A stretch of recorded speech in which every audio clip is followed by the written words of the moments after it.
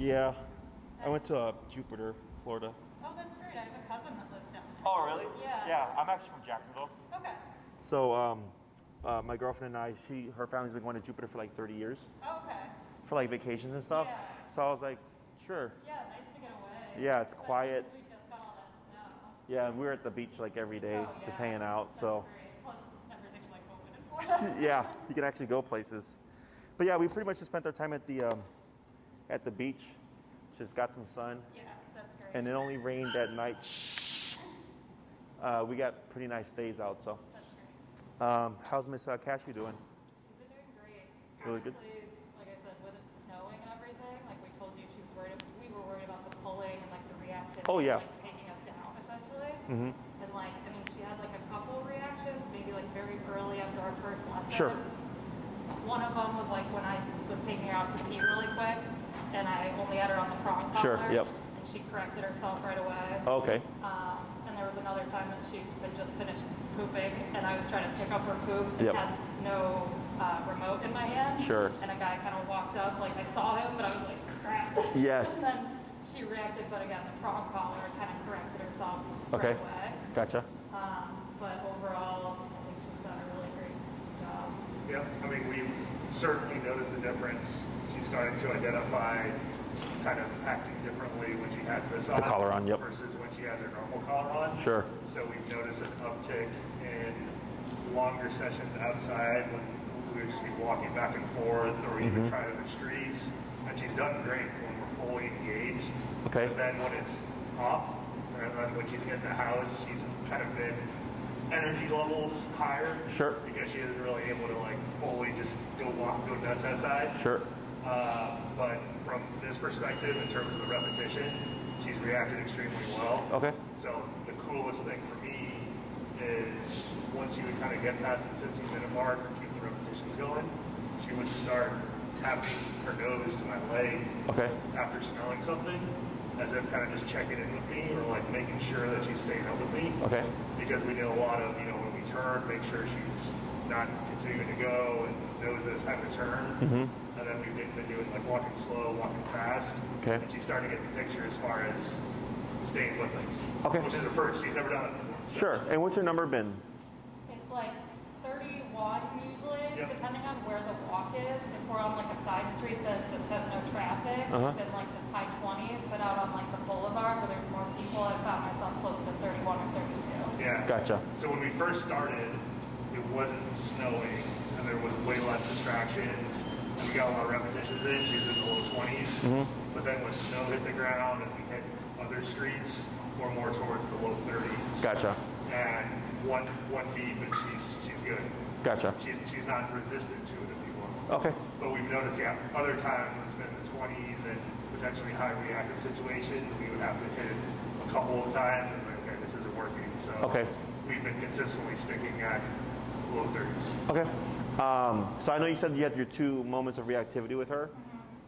Were there any more? There was one when I was being stupid and just had her collar on outside. Sure. And ran her out to pee, and there was a delivery person that surprised her. Yep. And then she started barking, so I lifted her up and, made her relax. But Sure. other than that, from a reactivity standpoint, it's pretty much, and so long as she's engaged, locked in, she's good. Okay. I mean, the only other, I guess, kind of silly thing, but to re-explore down the road is, again, with their heightened energy levels, just like around the house, when like I'm kind of getting up or even going towards Lauren, she always wants to like kind of butt in and be a part of it. But Gotcha. I don't think that's really been an issue, as in she hasn't been like growling at us. I think it's more playful. The first 2 that I had were like within a couple days of our training, which was like 9 days ago, because we did Saturday before as opposed to Tuesday. But from there, I haven't had any other instances that she's reacted. Like, she's dog friendly, so I wasn't expecting any of that. But like, she was good to like step aside. It was good to sit. She would watch, but like give her a tap if she was too like alert towards it. Yep. But she hasn't had any like attempts to lunge when we're like seated to the side. Okay. Good. And then, probably the last note that I can think of is still really haven't found a good balance with her reacting some people outside, like window stuff, we haven't really. Oh, the window stuff, yeah. But So that's separate. Other than that, yeah, no. I send you the bonker stuff? Okay. I was gonna say, like, we haven't made the bonker. Okay, yeah. Just making sure that I remember that. So you can technically use the e-collar to correct the window barking. Okay. Much like we did that one day when I brought my sleeve or whatever. Yeah. The only reason why I give people the other option is because realistically speaking, right, and I said this, I was like, think of the e-collar as a cop on collar. We change our behavior when the cops are around, so she's gonna change her behavior when her cop is around, right? So makes sense that you would have that outside because you kind of count for life or whatever, but inside the home, you're really not wanting to have that on all the time because you're inside. So to break people away from becoming collar dependent is why I give them the option for the prong, not the prong, the bunker in the home, because now it's like, hey, I don't need to have this on your neck to stop your behavior. Other options would be you can technically keep the prong on her, and there's a short leash. Hey, Maddie. Oh, like a training loop? Yeah, do you know what those leashes, those short leash, that's just a handle, do you know what they're called? A tab? Tab leash? Yeah, well, yeah, and you just have that on, so like if she's barking out the window, you can correct her using the prong. It may be a firmer correction because you have to use actual physical to override the brain. Yeah. And you can also use the e-collar. Like, let's say you're like, hey, you know what, I don't want to deal with this right now, and just pop the e-collar. That's perfectly fine. Yeah. It's just I was giving you an option so you don't become dependent on the e-collar 24/7. Yeah, okay? But outside, all that stuff makes sense. Yeah, overall, from an overview perspective, that's a good analogy to use. When the police are present with her, it's been night and day, amazing. Yeah, I mean, that's why we have cops, right? So, so. The cops are on duty and she knows it. It's, again, night and day. Okay. We're walking outside. Perfect. I'm gonna have you real quick. I'm gonna have you each just do a quick walk around with Cashew. I'm gonna make sure everything's looking good, and then we're gonna work on the second half of heel. Okay. Any questions? I don't think so. Should I change up how I walk, back and forth? Just do what you've been doing. Okay. You know, change if you're changing speeds, whatever you'd like. Okay.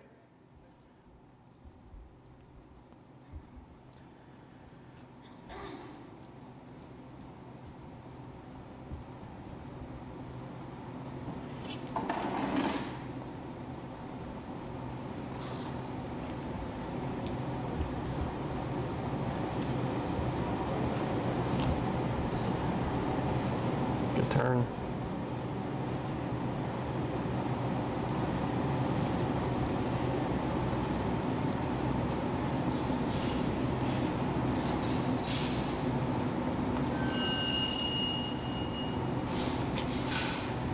Go ahead and come to a stop.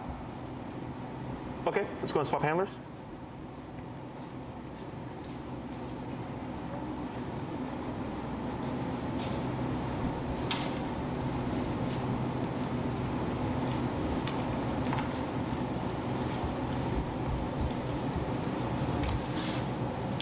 Good.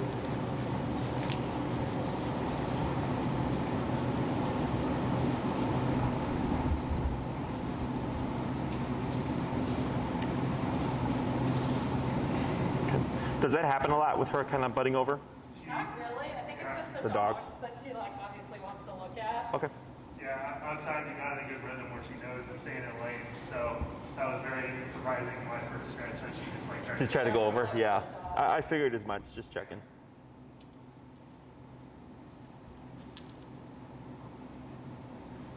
Good.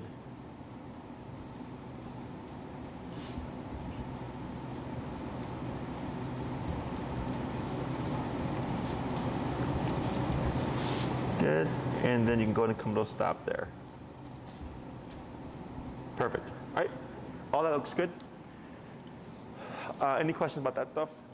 I don't think so. Okay. Again, that was pretty unlike her when she Yep. tried to come across. And what I'm gonna have you do here is with your right, stand where you are with your right hand. I'm gonna have you lightly pull back towards the right, back and right, yep, and tap, there we go. There you go, right there. Good, and then relax. Good, tap, tap. Wait a moment, up. There you go, relax, good.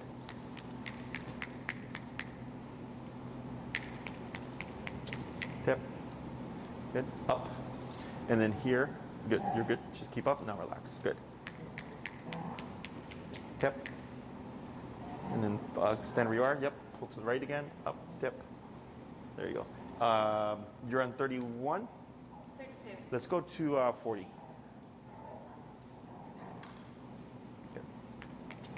Yep. Yep. Now you're gonna pull out to the right, forward. Yep. Up. Yep. Good. Relax. Good.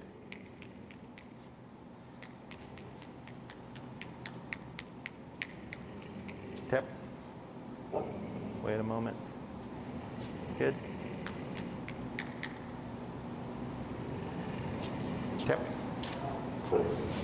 Yep. To the right again, like you did. Yep. Yep. Yep. Good. Out to the right again. Yep. Up. Good. Relax. Yep.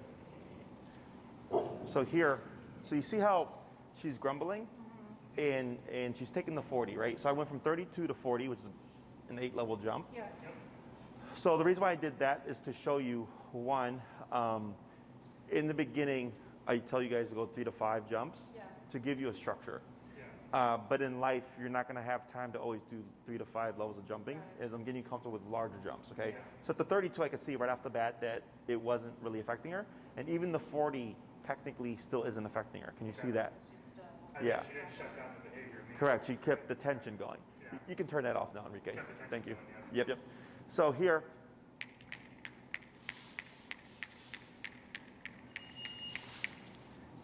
there. So you saw how she went from open mouth. Then when I got over here, she started licking her lips, and then she took a step back. Yeah. So that moment when I hit this corner here, made her uncomfortable. Okay. So that's not bad. Okay, that's communication. Open mouth like this is relaxation. Closed mouth, if it goes from this to this, is loading tension. Right. The lip licking is what just happened, stressed me out. So it's not a bad thing. You can't correct that, but you're reading the situation. So what I just learned is like, okay, if I for whatever reason go to this section and I'm snapping my fingers, it makes her uncomfortable.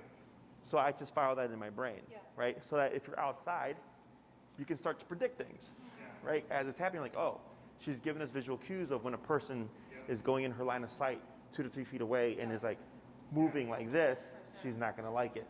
So then it allows you to go ahead and jump up, okay? So here, I was thinking she's gonna keep doing the growling. So I was gonna have you bump it again, but she's let it go for now, so we're gonna keep an eye on her. But that was just to see where she at up here, okay? But here, she's not focused on me though.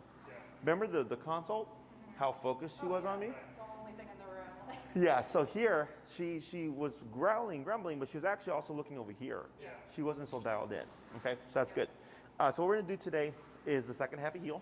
We're gonna use an actual word now to turn it on. And there's actual like specific leg movements that we do to communicate your movements, okay? And you guys are actually already doing this naturally. Actually, I'll tell you, I've been watching Ellie, who's like 1 or 2 classes ahead of us. Because I'm curious what we're gonna do for the next class. Sure. So I started like kind of starting with my right foot. Yes, that's fine. That's perfectly fine. That's what those videos are there for, okay? So I'm gonna go over that again. I'm assuming you didn't go. You didn't. Nope. Okay. So we're gonna start off first with adding the verbal cue. Okay. So I use the word heel. Is that fine? Yes. Yep. So what you're gonna do now is you're gonna cue the word heel, and then you're gonna move forward with that right leg because of course she's on your right side. So you're gonna use the leg closest to her. Okay. So when you cue the word heel, I find it easiest to say the word first and then move forward. So be heel, then right leg. You'll walk for a little bit, come to a stop, heel, right leg, walk for a little bit, turn if you need to, slow to a stop, and repeat that 5 times. Then we'll swap handlers, and then we're gonna skip to the next part and do the turns. And I'll probably quiz you on it to see how you do it naturally, okay? Watching the footwork. Oh boy. Yes, the footwork gets a little tricky.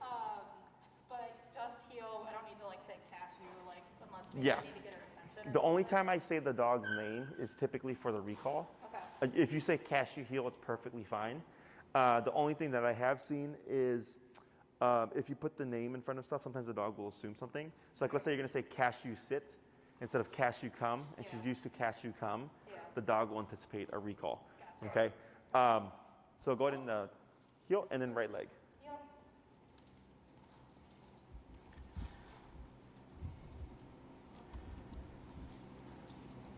Heel.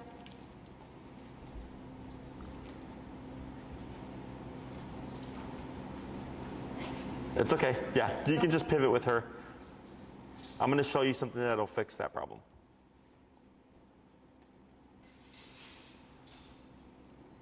Good. Heel.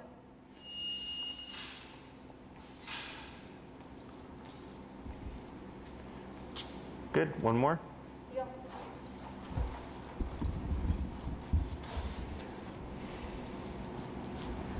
Good. And slow to stop. Good. And we're going to swap here. All right. So just to be sure, you say heel first and then go. Yeah. Correct. Then the right leg.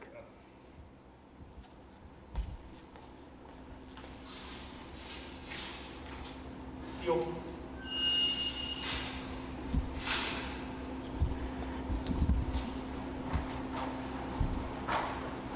Mm-hmm. Heel. Now, when you walk with her outside, do you see that happen, like her kind of cutting ahead of you like I that? think it's because when we do sit, a lot of it's, I'm already pulling her to the side. Gotcha. Like stepping into one of those little sidewalks. Mm-hmm. So she kind of already is pushed out of the way as opposed to just stopping while we're going straight. Gotcha. So I haven't really seen that. But I'm wondering, it seems like she's cutting in front of us when we're going this way. Yeah. Again, looking at The dogs, yeah. So when it comes to stuff like that, like in the class here, I'm not going to worry about it because if it doesn't happen outside, there's no point in trying to address it. Good, and then one more. Heel.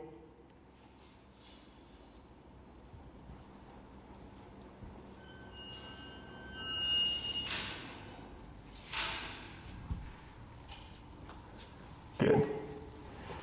And I'll have you stop kind of by that spot right there. Good.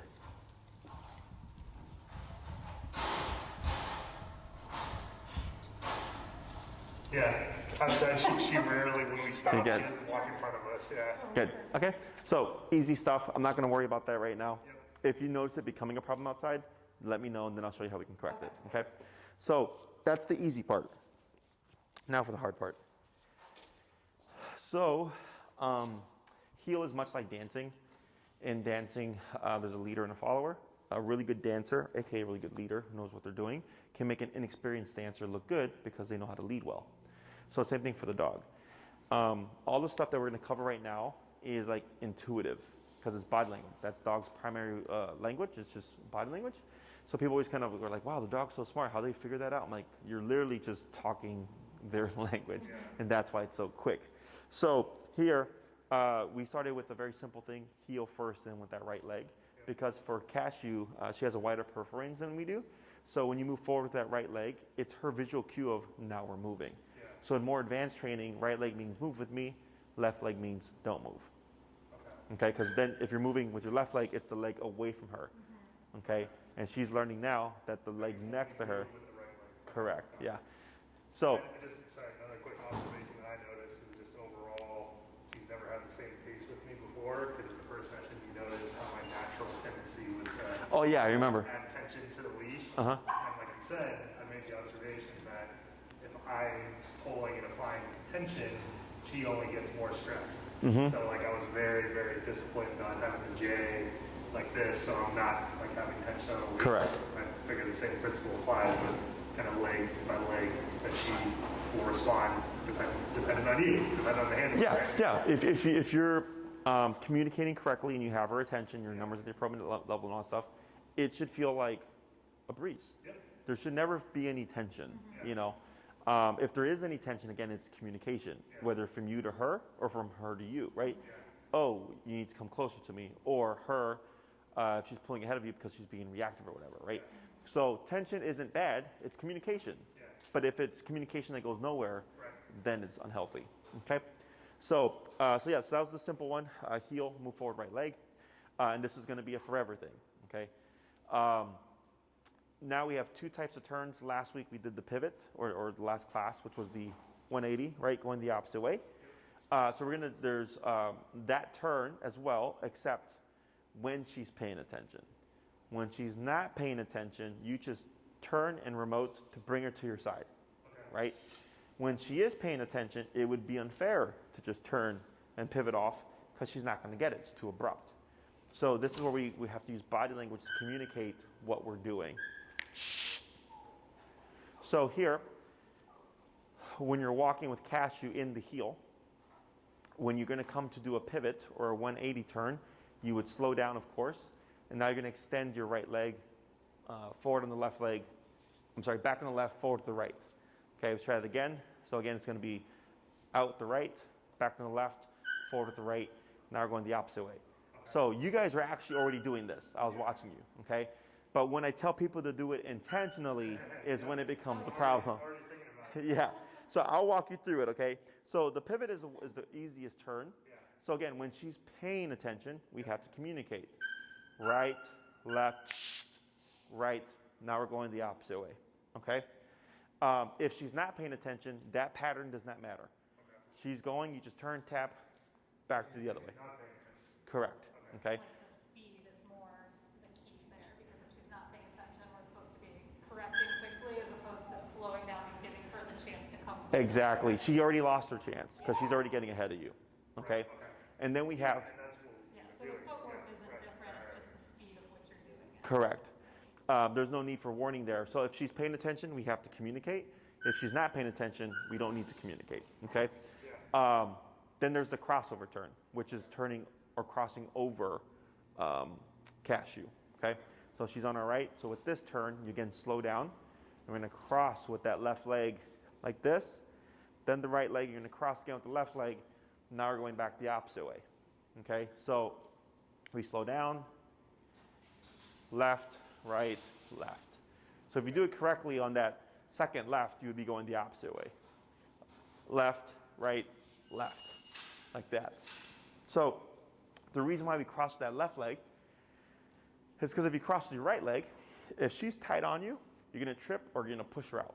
Yep. Okay? And trainers use this method to this day. I don't understand why, because it sucks. The left leg is very easy. If you're doing a very pronounced left or right turn at a 90-degree angle, she's not going to want to keep going because she's going to collide with you. Yeah. So they naturally turn their head so that the right leg can come out, and then you simply just cut in again, and she should move with you. Okay? Now, during each of these turns, there should be no remote. Okay? Because it's not about remote. It's about communication. Okay? Yeah, so that everything that you've done the past 2 weeks of teaching her to heel at your side was setting her up for this. Tap up. There you go. So if you're in a heel, you have to reinforce. So she's supposed to be sitting when you come to a stop. Okay. So if she starts to wander, she's technically breaking the command. Got it. Okay. So here, if you slow down to do a crossover, and she's not paying attention, what's going to happen? Crash. Turn immediately? Turn immediately. Turn immediately because you lost your chance. Exactly. Yeah. Okay, so good. She's going ahead and not paying attention to you. Correct, right? Because if you're slowing down and she's paying attention, then do the turn without time. Exactly. Okay. So the reason for the slowdown is to communicate to Cashew something is changing. Okay. If we have her paying attention, she should slow down with us, which allows that left, right, left to happen, no problem. But what usually happens is people get stuck on the turn. They're thinking, I'm going to turn right, because Jesse said turn right. And when they slow down, the dog keeps going. So out of position, you're correct, we would do this, turn and tap to get her back on our leg. But most people... How far, she needs to be right on our leg? Her right shoulder... Left shoulder. Her left shoulder to your right leg. Yeah, I got to do a little math there. Her left shoulder to your right leg. Like on my right leg, if she's any further then that's a correction. Because that's what's going to cause it to be misaligned. Okay, so if you're doing these turns, especially the crossover is the hardest. Okay. If it feels awkward, something's wrong. Okay. It should never feel awkward, okay? So if for example, if I slow down and she keeps going ahead, and this is her head, and I try to turn left, what do we get? Middle of her body. Yeah, the middle of her body, right? Now she's going to be fanned out, and it gets all messy because she wasn't paying attention, okay? Or people will do this, and they'll pull the dog back, walk around the dog. Yep, there you go. Or they'll try to run around the dog. Also wrong, okay? Because you're having to compensate. You shouldn't have to compensate, okay? So with those turns, it's always slow down first. Make sure it's not awkward to turn. Yes. So before we stop and before we turn, always slow down. Yes. Okay, just like with driving, right? Because if you just hit the brakes, whoever's behind is going to crash into you. Yeah. So what we're going to do here is we're going to focus one turn at a time. We're going to focus on the pivots first. So you're going to cue the word heel. You're going to move forward with your right leg. And then when you're ready, you're going to do the right, left, right motion. Okay? And remembering to slow down at least 3 steps before you start that turn. Okay? Whenever you're ready.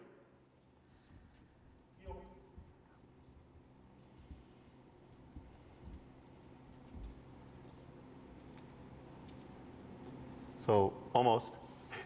So come to a stop there. You got, go ahead. So here, you almost had it. Yeah. So what you did was, she's here, you did this, okay? You swung out. And that would have been correct for this turn, right? For this one, I'll do it from your direction. From where you're standing, yes. Right leg forward. Right leg forward. Back on left. Back on left. Yeah, now right forward, like that. Oh, okay. Okay? So let's try that again. Okay. Heel.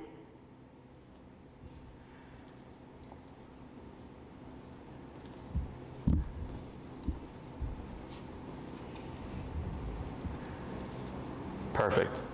There you go. Good. 4 more.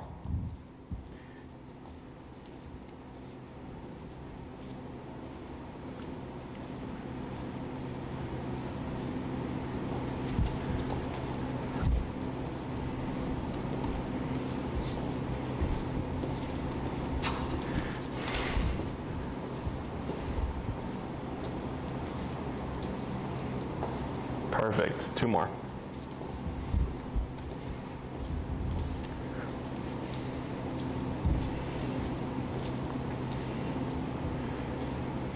Good. And this one, really pick up your speed so that when you slow down, it's pretty drastic.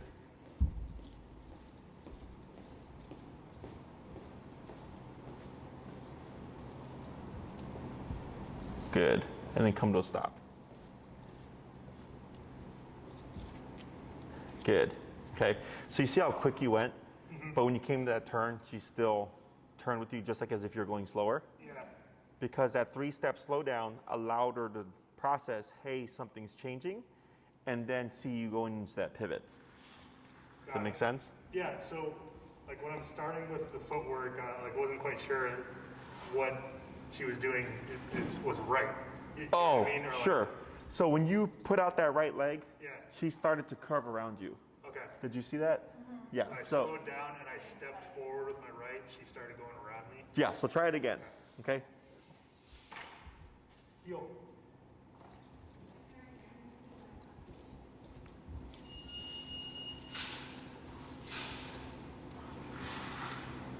See that? Yeah. Yep.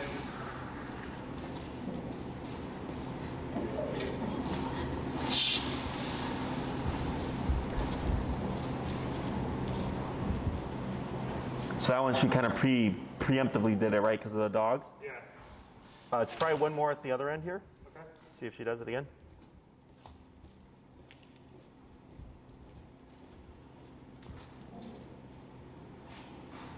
Yeah, there you go. And slow to stop. Good. Okay. So now for the crossover turn. So that's where you're going to be leading with the left leg. Okay. So from your direction, Cashew's here.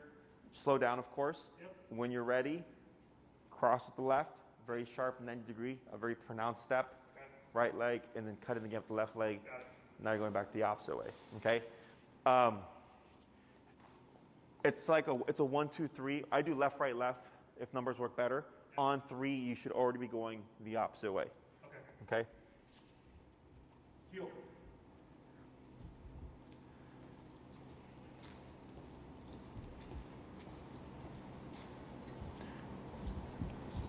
Left, right, left. Now you see how that right hand went back? Did you feel that? Mine? Your right hand? Yeah. Okay, so this time keep your arms just like that. Okay. Okay. If you need to, you might have to use a bit of physical to power through. Okay. Okay, that's perfectly fine. But we want to refrain from using that right hand. Okay? When you're ready? Yep.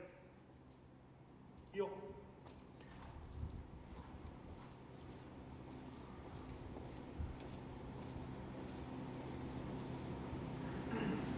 Left, right, left. Perfect. Good.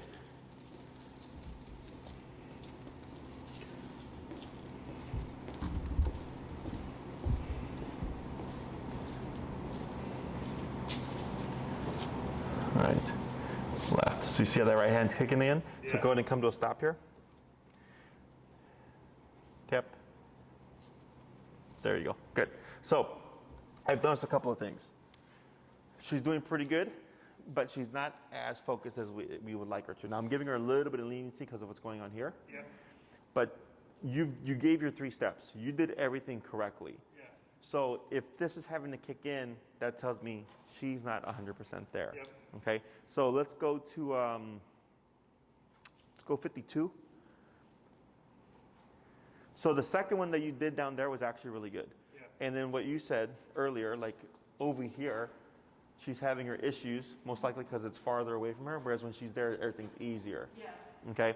So, but it should always be easy no matter where she is Yeah. to the distraction. Yep. Okay? So then it just comes down to power. Yeah. Okay? Because once you get her focused, because it shouldn't ever be an effort to try to make her focus. Yep. You've already done that exercise. That was week 1. Now it's just what number is needed to keep her focused with minimal effort. Okay. And it's all about power. Got it. Okay? So we're gonna try that again. You're gonna cue the heel. Okay. And the correction rule always applies. So if like you were to slow down, like you mentioned earlier, if she kept going, don't try to force the turn. Yeah, that's what I kind of thought that I was doing there. Yes. I didn't even like see if she was in a good spot. It was getting it? Yeah, yeah. So then if you feel like it's not working out, Yeah. you can cut in with the correctional turn at any Just turn point. and buzz.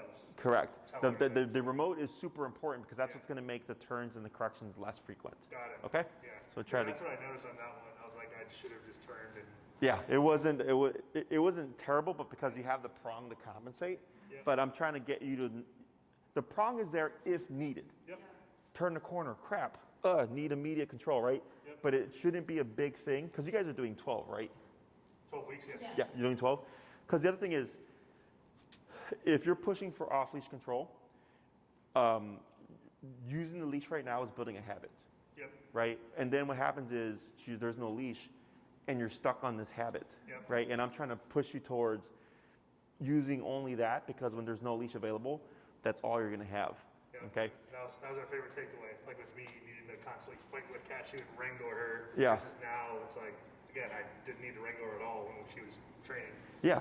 Yeah. No, there's been a big improvement. Releasing that Yeah. tension because Yeah. we're so used to it for the last 8 months. Yeah. So Yeah, 'cause I see it all the time. I didn't even notice what you were saying. I didn't even notice that I was There we go. using my right arm. It was just When you're turning, yeah, I just- it's like subconsciously you're doing it. subconscious, like, yeah. And what you can do here is go ahead and give her a little bit more slack. Give her maybe another 6 inches. Okay. So by doing so, it takes away what you're able to do with this. Because Yes. now you have to do more. Yep. Does that make sense? Yep. All right, so let's go and try that again. Okay. When you're ready. Heel.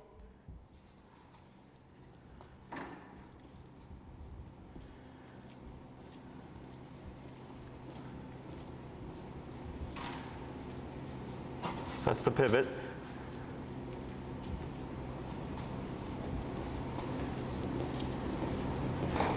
Now here I'm going to have you hold off on remote and try just the crossover. Okay. Yeah, just power through. That was a good turn. That was actually a good turn. Go ahead and keep forward. And bring that remote down to 48. Let's try another crossover.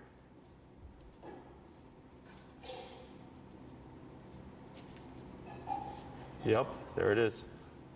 Good. Very distracted on that one though. Yeah, she was looking over towards, I Yeah. think somebody missed him. Yeah. it's close to our dinner time, so she's like,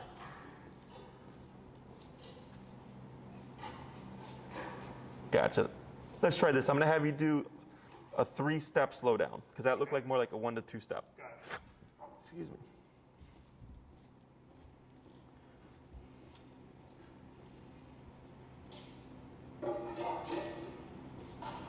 There you go. Yeah, let's try that again. So go ahead and pick up your pace pretty drastically, then you're going to slow down 3 steps. Turn. So that would have been a correctional turn. Correctional turn, yes. Yeah, it's okay. Let's try it again. That was a tricky one. Way ahead of me, yeah. That was a tricky one.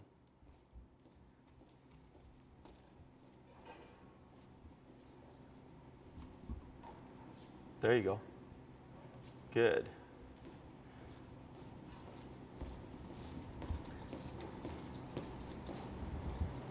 Right, she caught that one. Left. Right, just power through. Left. There you go. Let's try one more.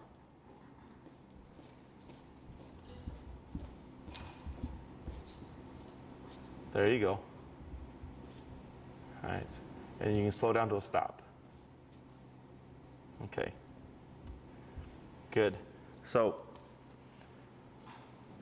that last one, the one in the middle, you had to kind of power through. Yep. Because it was kind of the first time you had her attention. Yep. And you went fast to slow. Yep. And then you did it again and she got it no problem. So that one that just happened was because it hadn't been done before. Yep. Okay? So, but she did catch it, it just wasn't as smooth. Yep. But when you had her here, it was very easy. You could see her just naturally pivoting with the body. Okay? That's how you can tell if you have her attention. Okay? Well, I think for me, I need to be more intentional in terms of like I'm pivoting around you and then going through it when we're turning. I think that's actually like realize what was happening. Yes. Right. Yeah, in the beginning, it can take a couple of times because it's innate to them, but we don't, as humans, we're not used to this. That's why it's so awkward for us. But then once you, like me, I cannot do it the wrong way because I've done it so long the right way that if I try to force it incorrectly, I'm like, oh, this feels weird. Okay. So, but for like, and this, when we have our dogs here for daycare and stuff, they pick up on it real quick. And these are dogs that we've not trained, and then we just do the body language stuff and they just catch on real quick. Yeah. The main thing is, right now you're still up here because you're trying to learn and think about now like, oh, I'm doing this, right? Which is very awkward in the beginning. But once you get it down, it just comes naturally. Yeah. The biggest thing is always the slowing down. Yeah. Okay? Questions about any of this so far? I don't think so. I mean, just, need more repetition with the cross turn because for me, it just seemed like there was confusion on both sides. Mm-hmm. So I think that'll become more comfortable because I'm comfortable with the first pivot. Be more natural. Right. Yes. Yeah, So, it's normal. I think I just need to do it more. So I don't really have a question. I just need to do it more to feel more natural. Yes, and it was the same thing for me in the very beginning. Like even like, so since we train dogs on the left side, I'm not left-handed, I'm right-handed. Yeah. That in the beginning when I was learning food stuff with my left hand, it was very awkward, but then I did it so much, it just became, nothing that I do. Yeah, so what we're gonna do before we swap off is I'm gonna have you go between those two turns randomly, however you like. As long as your body language is correct and you're slowing down, Cashew should be able to just do your movements without any need for remote unless she's not paying attention. You would do your correctional turn. Okay, got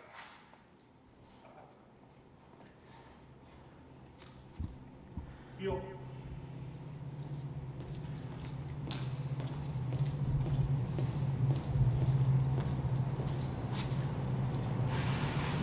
Good turn.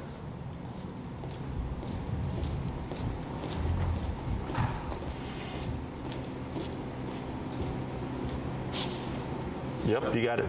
Good turn. Good turn.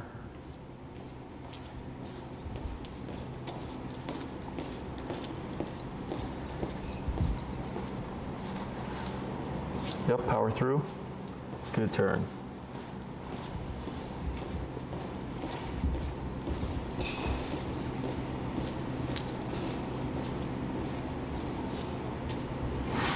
Good.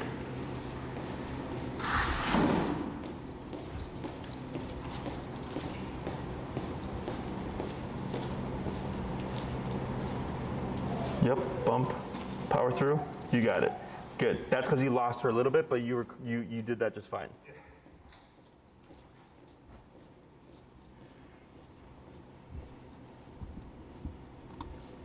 There you go. Good, and slow to stop.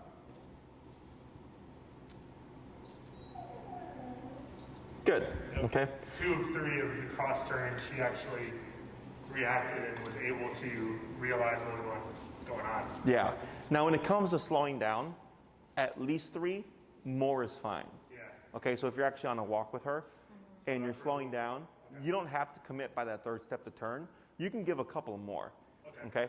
And that'll help if she's not completely lined up yet. And if you need to do 20 slow steps, whatever, for your timing and everything, again, there's no rules to it. It's really just to make sure that she's able to respond correctly, okay? Because yeah, something like in the first week, just for repetition's sake, I like slowed down for a little bit to just see if she was going to go ahead of me. So it's the same. Right, just like we did. Yeah. Yeah, and this is more so to test her. Like, unless you walk that fast, it's not really realistic that you'd be doing that and just like slow down or whatever. Let's go ahead and swap handlers here. And then still on 48, keep it on 48. Yeah.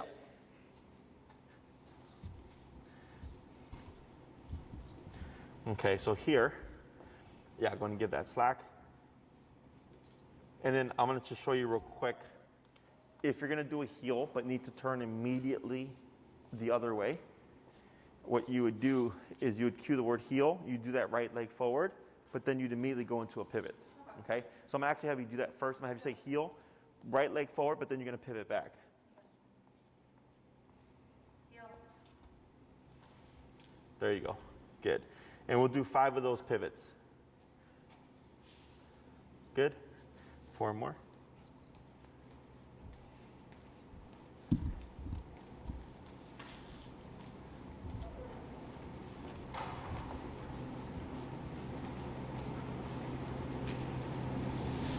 Good, 2 more.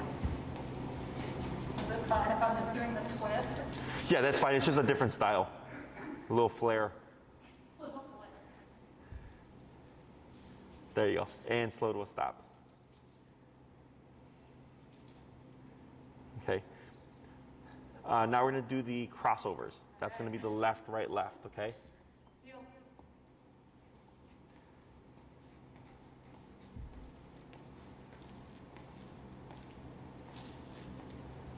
Left, right, left. You got it, good.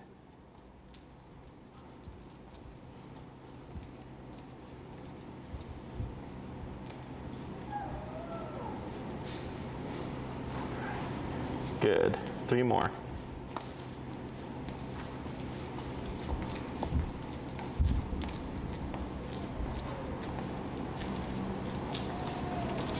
Good turn. 2 more.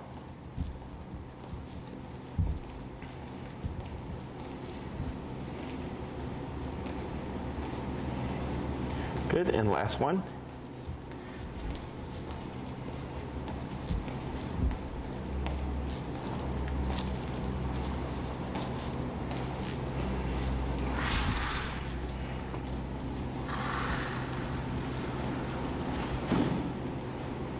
Good, and slow to stop. Good. Questions on that? I don't think so. I mean, I noticed over here, she was like trying to kind of look around, but she's able to kind of make it second nature that, okay, we're turning, but I'm also focused on something I was else. gonna say, I don't know if that was to my advantage, because she Yeah. was kind of paying attention, like, versus like telling her to get, like, catch up to me. Correct. Versus like I was already slowing down, so like I don't want to correct her for not slowing down. Yeah, And so- maybe it's Oh. easier for me. Yeah. Because she was already slow looking at Looking at that, yeah. So when you walk with her, of course you're gonna be applying these now, because this is heel. Okay, so heel is for her to pay attention to you, right? And then in response, your job is to make sure you're communicating correctly, but then also to make sure that she is paying attention, okay? So if she's not paying attention, it's not the dog's problem. Okay. It's the handler's problem, because it means we're not at the appropriate number. It means we're not using enough remote or remoting at all. You know, because again, I believe people think that once you've taught the dog would opt to do these things naturally, and that's not how it works. It's just like with she's like a 3 to 4 year old kid up here. You have to tell a 3 to 4 year old kid what to do. If left to their own devices, they're gonna do their own thing, right? They're gonna self-satisfy. Same thing for the dog. She's gonna pick what makes her feel good, okay? So I guess that brings up my question is, say we're out on a walk, perhaps on a deep street, and we see a stimuli, out in the distance, and we see her spotting it, and she's walking okay, she's not walking ahead. but what would be the rule of thumb for like buzzing her to say, okay, stop looking at that and look at me? Okay. Does that question make sense? So what you would do there is I wouldn't worry so much about her looking at you Okay. as I would about her not looking at the stimuli. Yes. Okay, because that makes things more difficult. Yep. So like, let's say right now I go to touch her and you remote her to make her look at you. It's a very specific thing she has to do. Okay. Or I go, if you don't like Jessie, just don't look at Jessie. Yeah. Now that leaves a lot more options for her. Does that make sense? Yeah. So if you're walking with Cashew and you see something approaching as you're walking and she locks on, what I would do is remote at whatever the number is, you keep your movement. Okay. And what you're saying is, don't worry about that. Yeah. So then she might naturally look at you, Yep. or she might just break the focus. And you'll see, it's kind of like if you're like looking at something, but you're not looking at it. You know what I'm talking about? You're kind of like looking past it. Yeah. Same thing for the dog. Yeah. She can be looking in that direction, but she's not looking at the thing Right. that's there. Okay? Yeah, to make sure, and again, our habit is stay away from stimuli, or we've been doing turns. Mm-hmm. One we know she's kind of walking on something, and buzz her, and then okay, let's go the other way. Mm-hmm. But as Lauren said at the beginning, she's kind of stepped off to the side, Mm-hmm. some things, and she's been great. Mm-hmm. But like you said, should be a buzz, and then just keep walking normally, so she can power through, or like focus on just the scenery and say, okay, that's not a problem. That's sort of our next step, kind of thing. Right. So when it comes to progressing her, that's the next logical step, right? Is there's no real set progress point. If you think you're at that point, feel free to do so. Yeah. Okay? Well, I mean, on a sidewalk on Logan Boulevard, folks are walking the other, like, opposite us, Mm-hmm. and I've kind of powered through and been like, okay, let's do this. And she's Uh-huh. stayed on my right and been good when she's, strapped in. Okay. Yeah. Not always, is what I'm trying to say. Like, scary guys coming out of the corner is Sure. And 'cause the other thing is, at some point, it's going to happen, right? So what we're doing here by the stepping aside is you're conditioning Cashew, like, you can see these things pass. Yeah. Because it's actually, so there's trainers that say, don't do this. They say, what I'm telling you to do with the stepping aside and having her sit, whatever, they'll tell you, you don't do that. Because the dog gets too stressed out. And it makes it harder. I'm like, sure, it makes it harder on the dog, but it makes it easier for you. Because you have a very clear structure. Yeah. And if this is harder, and I can get the dog over this, Yeah. then the other thing should be easier. Yeah. Right?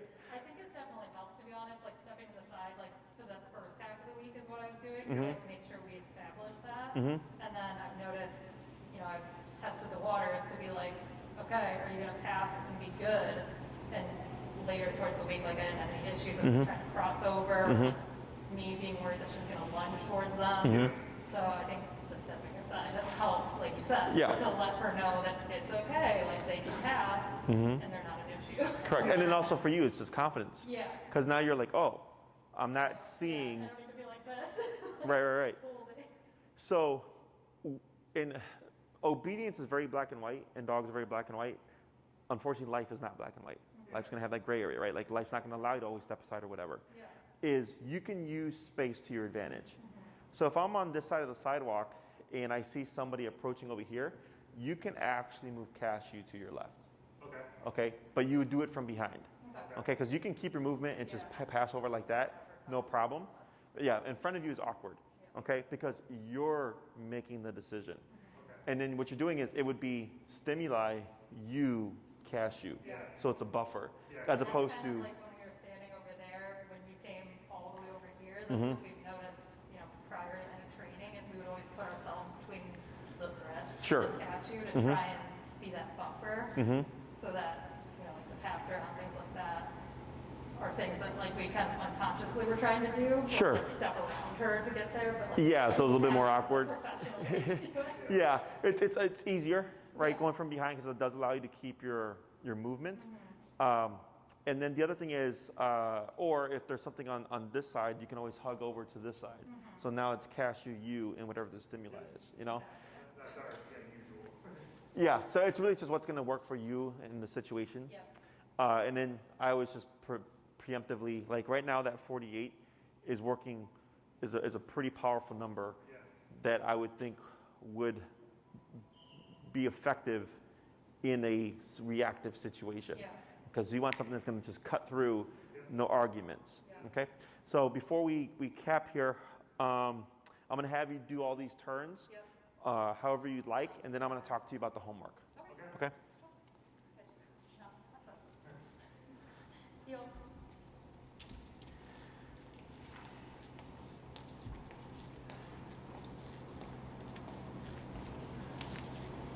Good.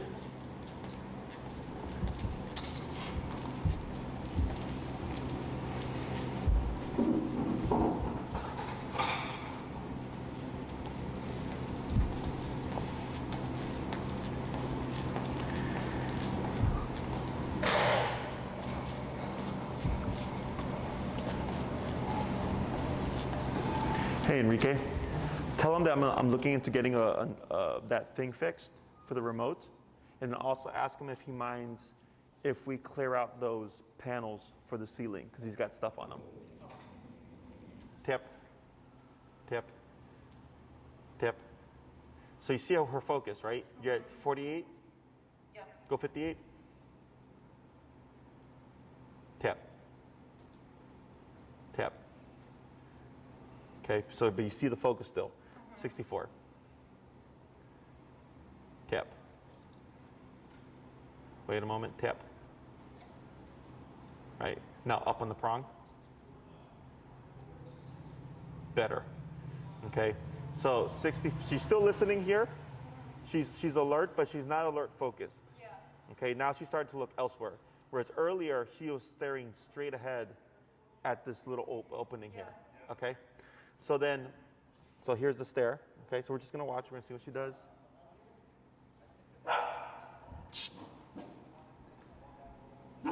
Tap, tap. Right there, see that movement? See how she backs away? Okay, so we're gonna see what she does. Tap. Tap. Right? So you're close. You're at 64. 65. Let's go 70. Tap. Tap. Yeah, wait a moment. Pull to your right, tap. Tap. There you go. It's okay. Relax your arm. Good. Tap. Wait a moment. Tap. Wait a moment. Tap. It's okay. Wait a moment. There. Okay. So right there, when you're doing all those taps, you can feel her tension rising. Yeah. She actually got louder. Okay. So people, and this I think maybe the first class I said, if you see reactivity in your remoter and you feel like it's getting worse, stop. Okay. Is you can either be too low or too high, right? And then you have just right.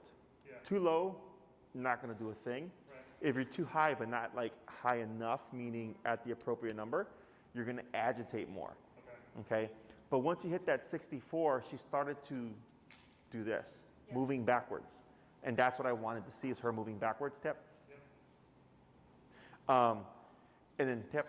There you go. Wait a moment. Yep. Good. And then once you hit 70, you're starting to get bark yelp. Yeah. Okay? That's where the brain doesn't want to give up the situation. Yeah. Like because she was still focused on it. So she's fighting it, right? She's like, I really want to grow with this, but I don't want to be remoted. And you get that kind of conflict. Yeah. And then eventually you tapped and she like yipped, but then she did like a lot of this. Yeah. Like that was the brain just going like, okay, leaving the situation, what do I do next? Okay? But because she's moving a lot, it's best that you always anchor. And then if needed, so earlier when I had you over here, and I was guiding you, you were guiding with the leash or whatever, is the reason why we're doing that is to counter her, because the movement back is actually good, because it's her, you never want her to move forward to something, you want her to move away from something. Yeah. But at some point, we want her to learn to just be able to take the correction and not have to overcompensate with all that stuff. So then you're countering her saying like, nope, you don't need to leave the spot. Stay in the spot. Just don't growl at the stimuli. Does that make sense? That was the perfect simulation of if you see something outside, right there, like from inside her apartment, and she walks in on things. Sure. That's the type of like to break Focus her. that she Like has. she has so much focus. It's tough for us to, you know, break that focus. Yes. Type it in. So this gives you an idea of range, okay, because you're at 70 now. Okay, so should you see that, and you can even try it in the house. And actually, you can use the house as a means of experimenting without the worry of like having a blow up outside, right? Because then you could go 70, 80, 90, you get a couple of yips, but you're not standing outside doing 70, 80, 90. Does that make sense? So then you take that, like, oh, if it was 80 in the house for this, and then you're outside and you're in that situation, you've already done it before. So then you know my answer is probably going to be 80 again. But you're not sitting there trying to figure it out in the moment. Does that make sense? So based on what just happened, do you recommend to do working at 70? Like that's where she's at? For correcting behavior stuff. Okay. I think obedience-wise, I actually think she's probably more in the 42 to 48 range. Okay. I'm going to have you guys experiment with that this week because you're still early in the training. But inside the home, like let's say she's barking out the window, you can take your time, 42, 48, 54, 60, 68, whatever, because there's no rush. Okay? And then if you find like, oh yeah, we always end up at 80 or 70 before she finally surrenders, then you can take that information and then apply it outside if you get caught in that situation. Because that's what I'm hearing from you, and from you brought up previous people who have gone through the course, where you ask them weeks after what their working is, and it becomes too low, and very often like we're compelled to be as low as possible, but like you said, you're preparing for the worst, right? So you're suggesting to start a little higher. Yes, so you're finding a middle ground, right? So like 30 can get her to be good 90% of the time, except when we add something in, right? That's the 10%. And I go, okay, what if we go to 42? And let's say you do 42. And 42 gets you the same behavior in and out of those situations without the need to do anything. That's where I'm trying to get. Okay, otherwise we end up with, we're low, but then jumping up and jumping up and jumping up all the time. And I'm trying to just get a consistent behavior without the need to do that. Okay, so you can go ahead and go back down. We'll go down to 42 and we'll do a couple more of those turns.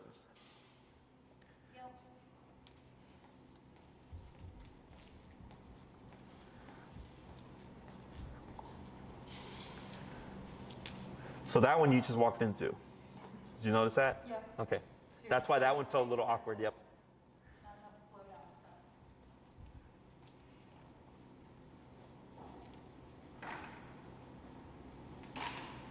Good.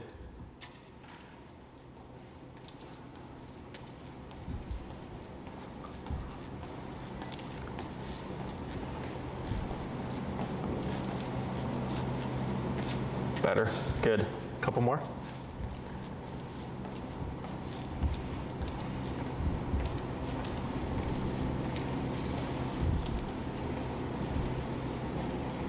There you go. Good. Two more. Yeah, I can tell like that one, she actually like Turn with you. that turn that you're talking about. So slightly get out of the way first.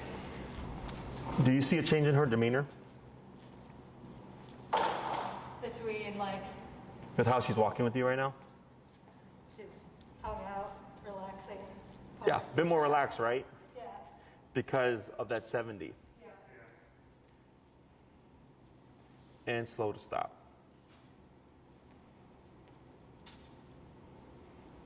Yeah, that was my observation. Once she got used to it on a lot of our sessions, she would only become more relaxed.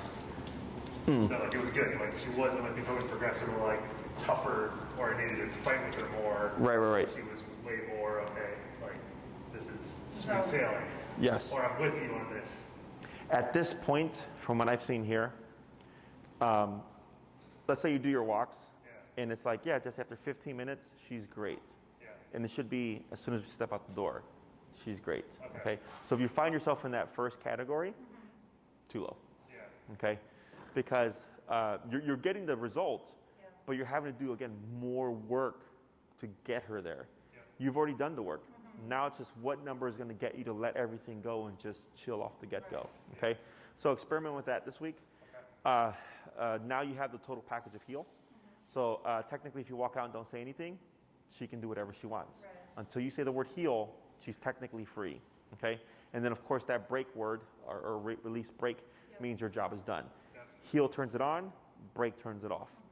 What I suggest in the beginning is let her do her potty first, and then when you start your walk, do 5 heels to stops, 5 heels to pivots, and then 5 heels to crossovers.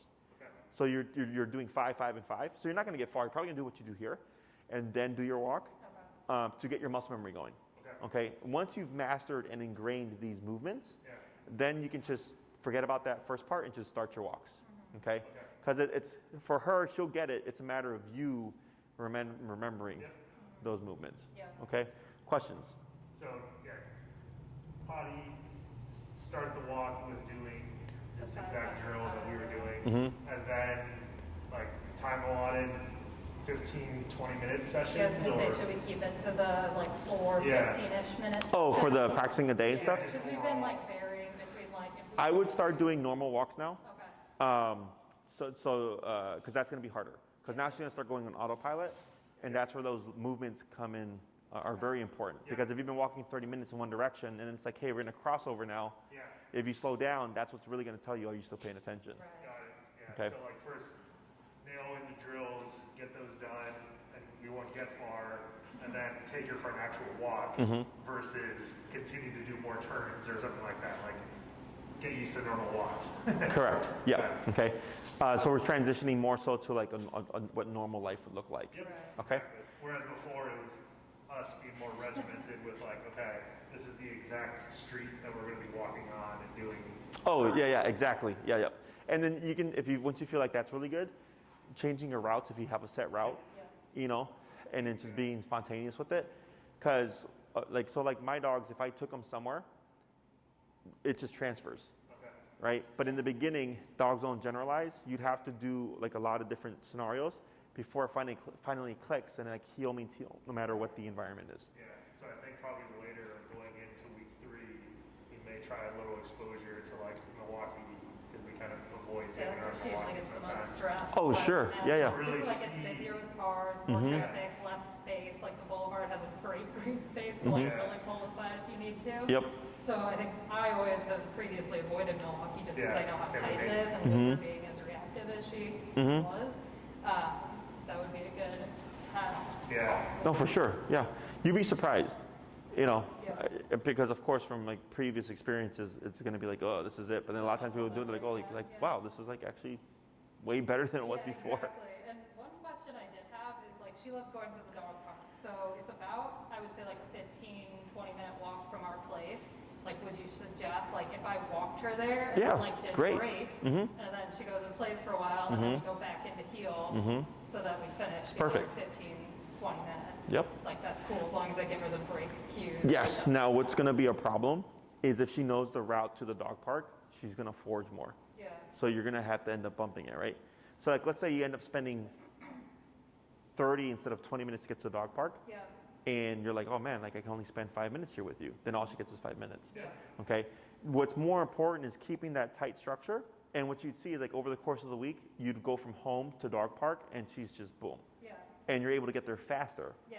Right. But people want to give the reward because it makes them feel better. But I'm like, no, make the dog work for the reward. If they're constantly foraging for the dog park, which is a great I was just gonna say, like, distraction and reward. I'm sure you've been to the Logan Square one. You kind of like This one? up to it from like Logan Boulevard, where you kind of peel off before the highway. So like if she's pulling, that would be a good turn and go. Like until you're stuck at my side, we're not going in there. Correct.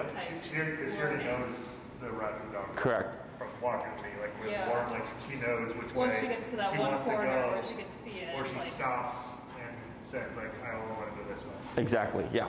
So then, like, if Not that at happened, all. oh, she didn't do that. She didn't do that when she was strapped in Oh, sure. Yeah. last week, which is crazy because she used to do that all the time with us. Yeah, because we saw that a little bit on the first class, right? Of her like being like. She would stop. Yeah. I think she did it once. I remember her one time looking and crouching. Yeah. So yeah, and if you saw that, you just tap and make her move forward. But yeah, that's a great distraction and reward. Yeah. And then just adjust your number as you approach the dog park. She should be able to walk there at your side, no problem. Yeah. Okay, so I think that's a really good idea. Yeah. Okay, awesome guys. Good work. If anything pops up, you let us know. Okay. So for Did I talk to you guys about?